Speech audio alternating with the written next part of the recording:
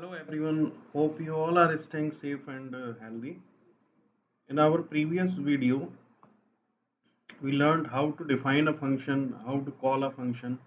Now let's move further and learn some other features of the Python functions. Okay, here we go. Now as you know that every program has a structure. Those who have gone through other languages like C and C++, they know that every C and C++ program has a structure and the same structure should be followed while programming. Here also the structure of a Python program looks like the given here in this slide. So you can see all the function definitions occur at the very beginning of the program. Here you can see all the function definitions, then the statements which are known as the top level statements written here. This segment from here to here, this segment of top level statements is named as main. Here you can see this is the name main here. Whenever we execute a Python program, the execution always start from this main. As we know also in C++ language, those who have learned C++, there was a function main, and whenever we execute a C++ program, the function always starts executing from the main function. Now here the note given here is that Python stores the name of top level statements in a variable called name underscore name underscore, this one here, this one, and the statement written at the bottom print name. Here you can see this one, print name is going to print the name of this top level statements, which is main. As you can see here, this is the name main.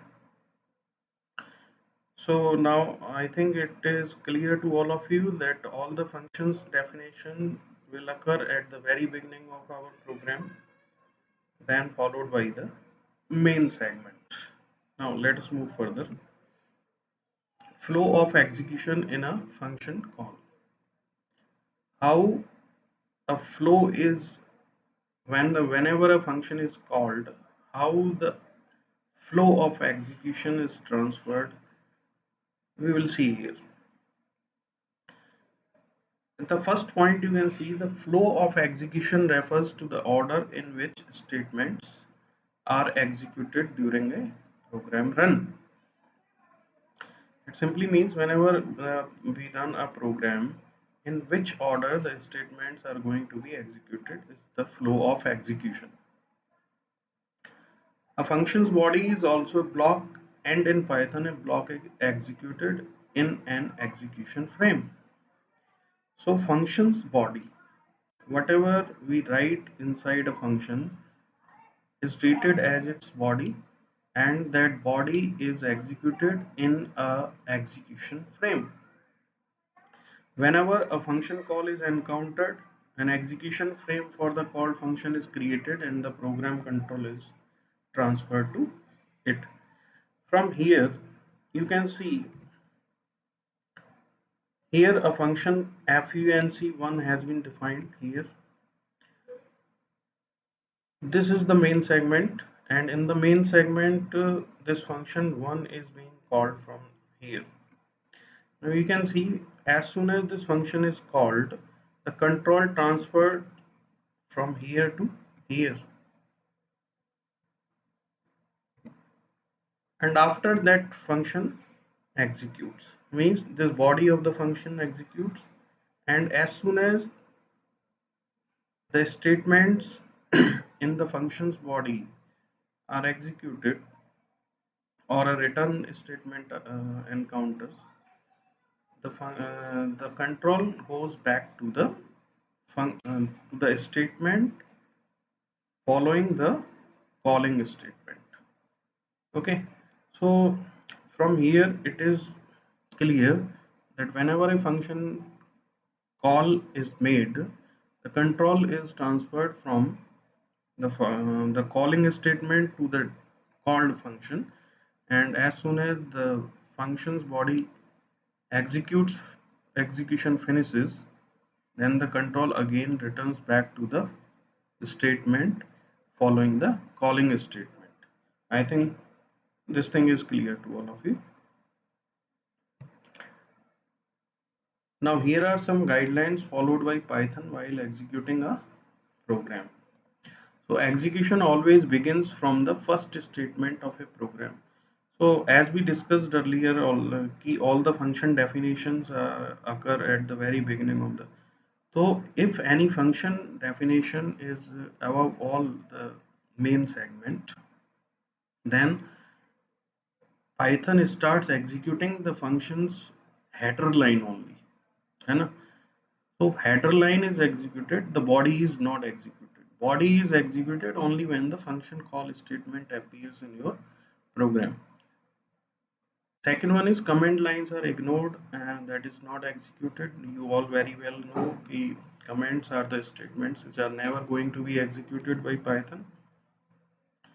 Third one is if Python encounters a function definition, then Python just executes the function header line to determine that it is a proper function header and skips all lines in the function body. I explained you earlier in this slide about that. Then the next one is the function body is not executed until the function is called. This one also I explained earlier. Here the next one, in Python a function can define another function inside it. So this is a new feature. This is what is new in Python. As we can see that in C++, a function definition cannot be inside any other function. But here we can define a function inside another function. But since the inner function definition is inside a function's body, the inner function definition is not executed until the other function is called. The next one, when a code line contains a function call, Python first jumps to the header line and then to the first line of the function body and starts executing. This is almost understood by all of you, as you know.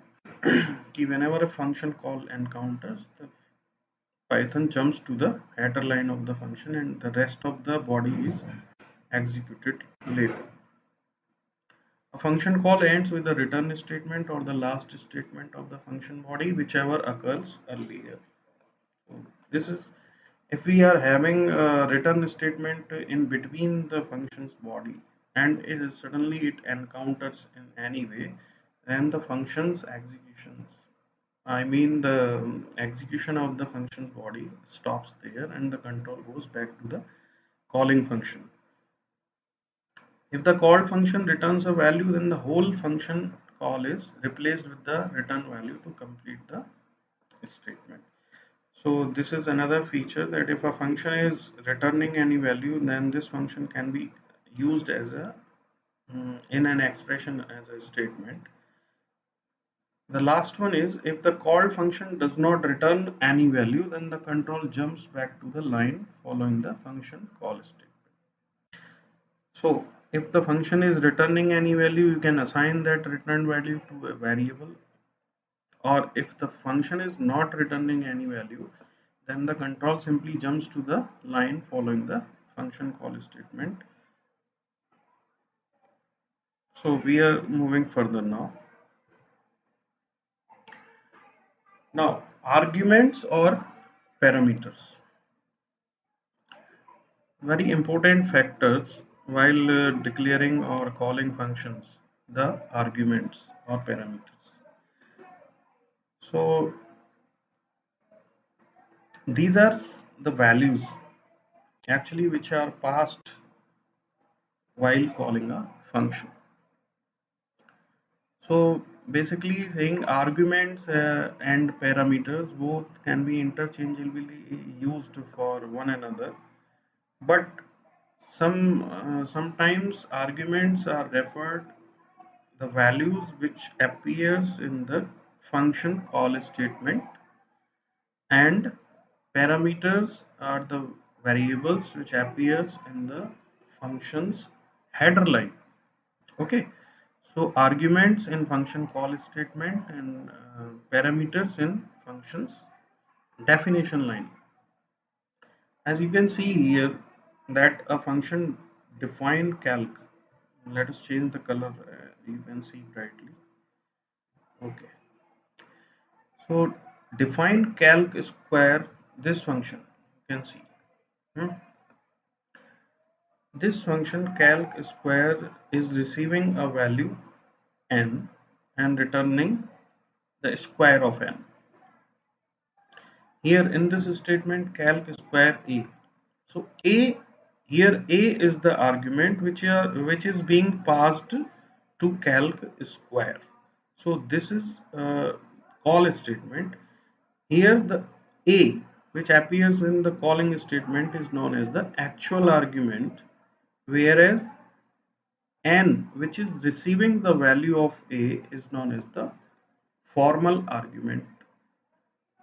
So actual argument, formal argument, or you can say actual parameter, formal parameters.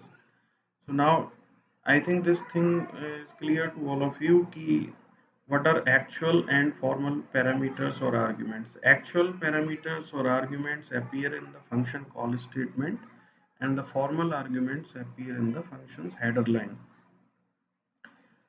Now here the note written is if the value of immutable types, for example numbers, strings, etc., are passed to the called function, then the called function cannot alter the values of passed arguments. So here from a function call, if the values being passed are of types numbers, strings, means any immutable data type, then here the function cannot make any changes. But if the values or actual arguments which are being passed are of mutable types, the list and dictionaries, then this function can make changes in that also. So from this slide it is clear what are formal parameters, what are actual parameters. Okay, so formal parameters should be the names of variables only, but actual parameters may be a variable, a literal, or any expression also. Passing parameters. Now, there are three methods of passing parameters in Python. The first one is positional arguments or required arguments. Means if we are using this positional arguments method, then we have to supply each and every parameter a value while calling a statement. We cannot skip, or we can say we have to give a value to the variable which is required by the function, and not only the value but the order of the values also must be taken into account. Means in the same order we have to give the values to the function. So this is also known as positional argument matching. So the function call statement must match the number and order of arguments which are being passed to the calling function. Second one is default arguments. Default argument simply means if a function definition is having any argument which is assigned a value, then that argument is known as the default argument. Here you can see this breadth equals to 10. This argument defined in the function area is a default argument. So what does it mean, default argument? It simply means that if we are not giving a value to this second parameter while calling this function area, then automatically the value of breadth will be taken as 10. Otherwise the value which we are giving will be taken. As you can see here in the first function call, area 5, this one. So area 5, here we are supplying only one argument. So one argument means the positional argument. This value goes to length, not for breadth, because length is here a positional argument. The first value will go to the length, so length will be 5, and breadth, since breadth is not being given any value, it will automatically take 10. Here in the second call statement, this one, you can see both values are being supplied. So 5 and 20, 5 goes to length and 20 goes to breadth. Now in this function, breadth will be 20, not 10. This function call, after this function call, some facts about default arguments. An argument having default value in the function header is known as a default argument. This we have discussed earlier. Non-default argument cannot follow default arguments. It simply means that all the default arguments should be the last arguments in a function definition. An argument having a default value in a function header becomes optional in function call. That is, function call may or may not have a value for it. This we understood in the previous slide, that while calling a function, it is optional to give the value for a default argument. The default values for arguments are considered only if no value is provided for that argument. This is obvious. So let us move to the third way of passing arguments. This is keyword or named arguments. As you can see in this function header, define SIPRT.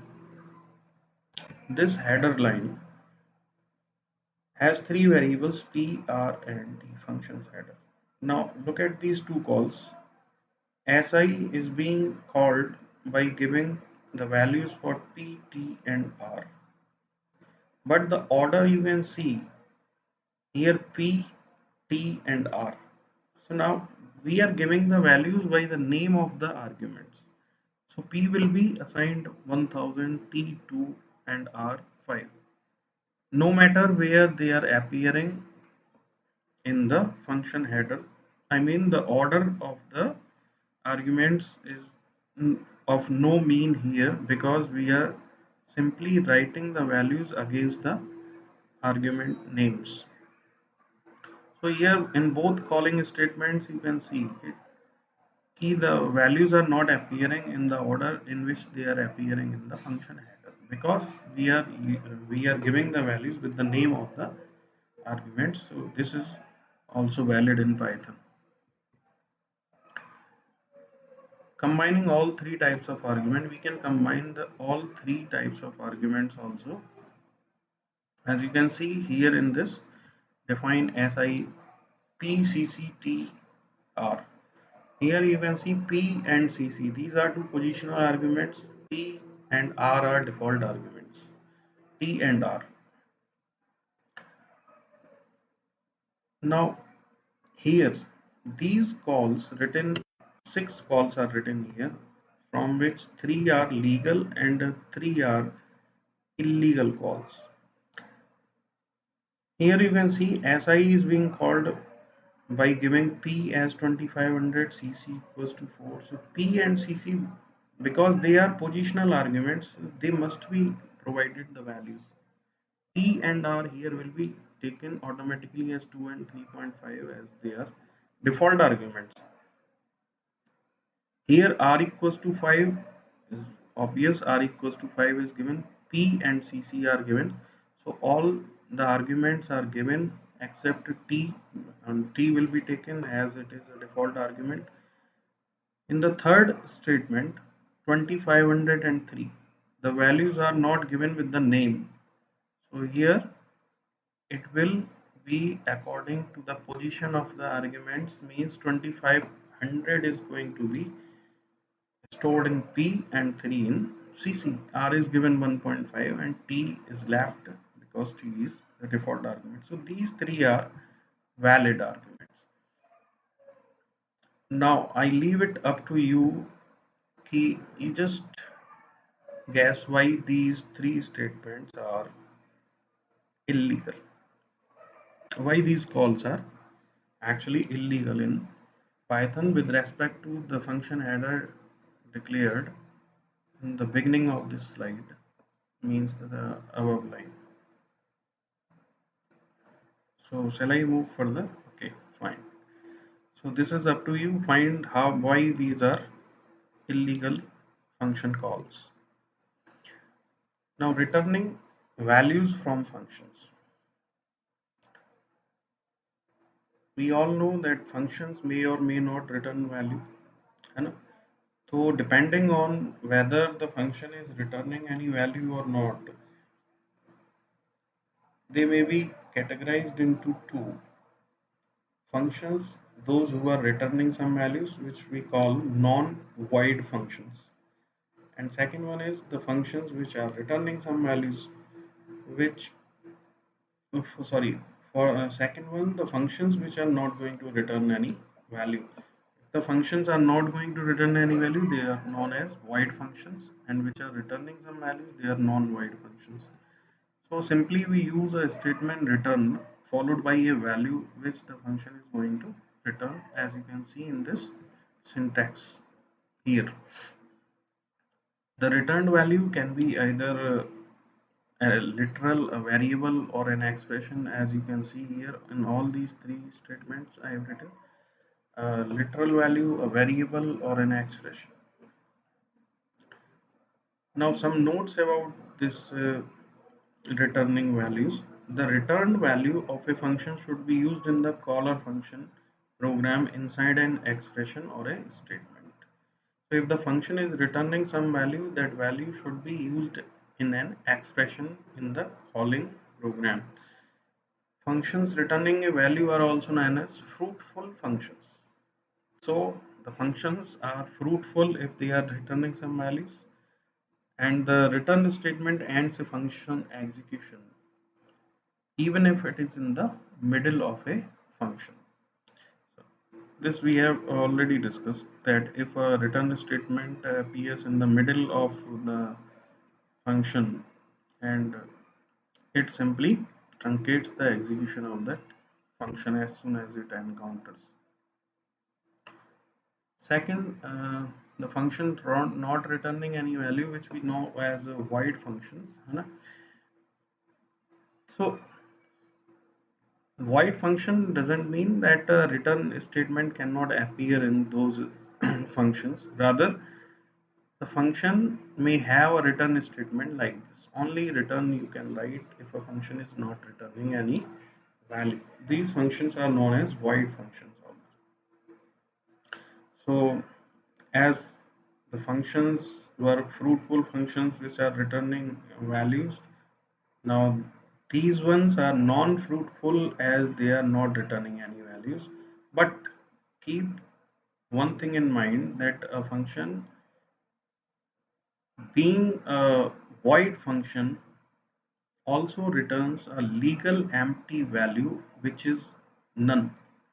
As you can see here, this none is a keyword and it is a valid empty value in Python.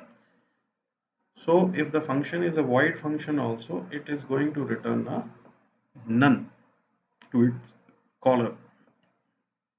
Now one more thing is that we can also return multiple values, unlike many other languages which do not provide us with this option of returning multiple values. But here in Python we can return multiple values also.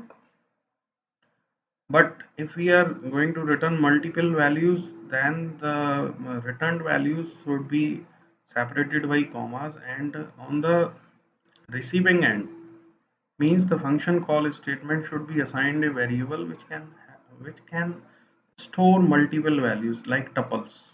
So it should be a tuple because tuples are the values separated with commas. So either the variable which is receiving the multiple values is a tuple, or we can also assign those different values to the same number of variables which we are getting. As you can see here, This function twice is returning three values, means the result of these three expression a into 2, b into 2, c into 2. So when this twice is being called here, 357 goes to ABC and the values returns are 6, 10 and 14. So 6, 10 and 14 cannot be stored in a single variable until it is a tuple. So t is a tuple variable here, and when we print t, it will be printed as 6, 10, 14. Now this is another method. Twice is being called and the returned values are being stored in three different variables x, y and z. So x will hold the value 6, y 10 and z 14. The value gets printed here. Composition, the last topic today. Composition, whenever an expression is used as a part of larger expression or a statement is used as a part of larger statement, it is known as a composition. So here on the bottom you can see here print square of 3 is power 3 comma 2. So here you can see power 3 comma 2. This is a function, mathematical function which calculates the power. This function is being called inside the function print. So print itself is a function and inside this function power has been called. So function inside a function is being called. So here power 3 comma 2 is a part of larger expression print. So this is what we call a composition. Well guys, in the last video I gave you some assignments, and those two assignments were, one was the program which you were asked to write a function to calculate the factorial, and the second one was an output. Some of you answered the asked questions, and now for all of you, let me have a hand-on practice with these examples. Python. Now here you can see I have written that function for you, the first one program to calculate the factorial. Here this is the function define factorial, this one factorial. So the process is quite simple, as we all know that factorial is nothing but the multiplication of all integers from 1 to the number itself. So because 1 is the number which when multiplied with anything doesn't affect the result, so I have formed a loop from 2 to n. So I will be from 2 to n, and f I have taken initially as 1. So the values of I gets multiplied, keep on multiplying till this loop executes, and finally the value of f will give you the factorial. This is a loop which I have formed to get the input from the user. If the user enters a number which is less than 0, it will simply say cannot calculate factorial for a negative value. Otherwise, it will call function factorial and will display the value of the factorial. This line will ask the user to check whether the user wants to check any other number or not, and this while loop executes till the user says yes. Okay, now let us have a look on the output of this, how the output is looking. Okay, so here you can see the output looks like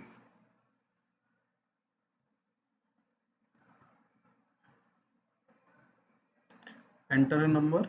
So I am giving a number, say 5 I am giving. You can see the factorial of 5 is 120, and it is saying want to check another. Say my input is y again. Yeah, I want to check any other number. So This time I am giving a negative number, and let's see what happens if I give -4. And what is going to say? It is saying can't calculate factorial for negative value. Want to check another? I am again saying y. Yes, this time I am giving 0. Factorial of 0 is 1. Want to check another?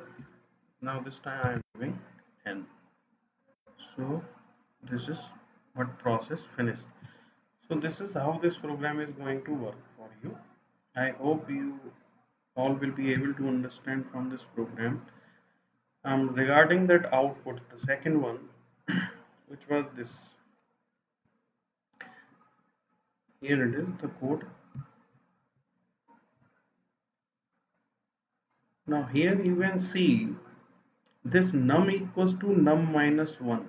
This statement is not a part of the while loop. So since it is not a part of the while loop, num will always be greater than 0, because here you can see when this function myfunc is being called from here, uh, the value 4 passes to num. So num is 4, and num is always greater than 0, because it will never reach the value which is less than 0, because this line num equals to num 1 minus 1 is never going to be executed. So it forms an infinite loop. Now let us see what happens if I execute this program. So this is our output window, and you can see hello is being printed and printed and printed. The screen is not stopping, so this loop is continuing and continuing. I have to stop this process. It is, do you want to terminate the process output? I am terminating this process since it is forming an infinite loop. Now this was the previous assignment, and now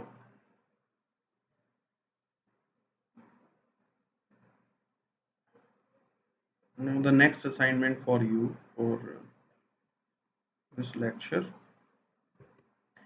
This is your next assignment which you have to perform. You have to write a function that takes a number and then returns a randomly generated number having exactly n digits, not starting with 0. Say the number is being passed 3, then the number generated should be any number, any random number of 3 digits. But the number should not start with a 0. Okay, you can use random functions to generate numbers between a specific range. Go through the pages of your 11th class book, you will find that random function. Okay, the second one is the output you have to find.